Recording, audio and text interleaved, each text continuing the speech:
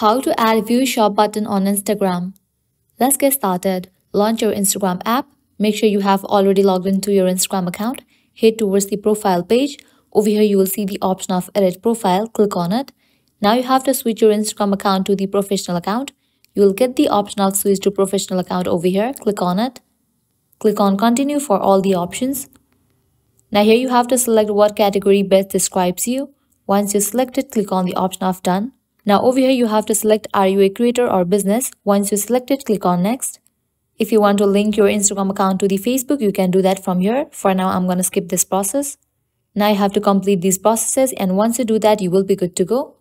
After you switch your account to the professional account, you will get this option of professional dashboard in your profile. Click on it.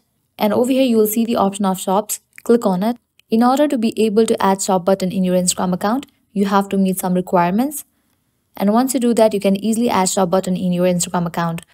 As I don't fulfill the requirements, I'm not able to add shop button. But in the case you fulfill the requirements, you will be good to go. So this is how you can add shop button on Instagram. At the end, if you guys find this video helpful, don't forget to like, share and subscribe. Thank you.